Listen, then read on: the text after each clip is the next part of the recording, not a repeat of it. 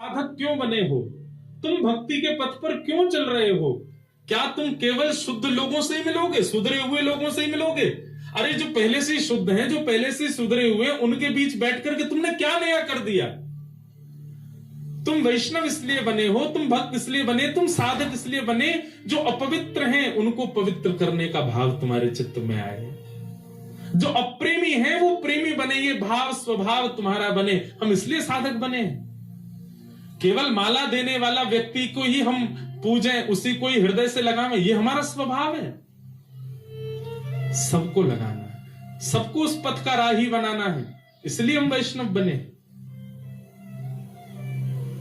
अंगुलीमाल की कथा सबने सुनी होगी।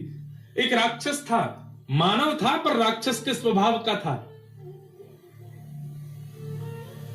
उस पर्वत पर रहता था, उस पर्वत के आसपास कोई भी मानव उसको दिख जाता था, उसको मार करके उसकी उंगली काट करके अपने गले में माला बना के पहनता था, इसलिए उसका नाम था अंगुलीमाल।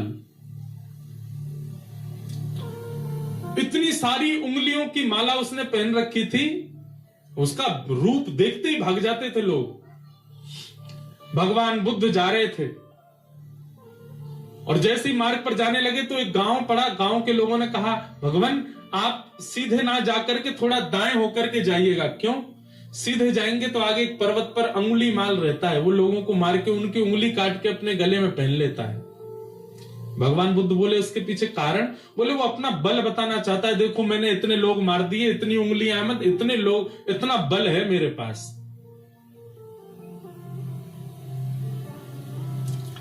भगवान बुद्ध कहते हैं भय का बल नहीं होता, प्रेम का बल होता है।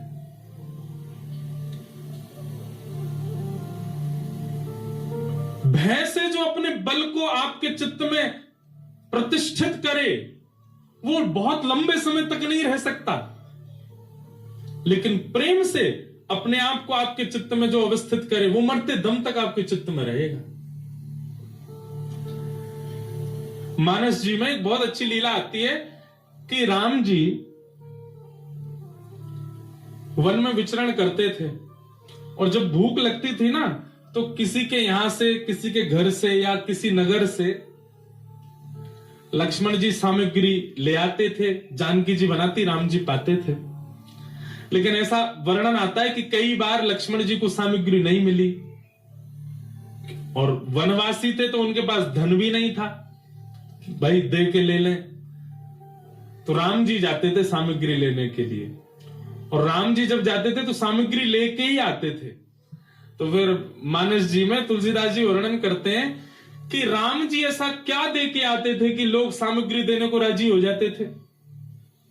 राम जी के पास कुछ था तो था नहीं, ना तो धन था, ना वैभव था, ना कुछ रुपया थे, क्या देते थे राम जी?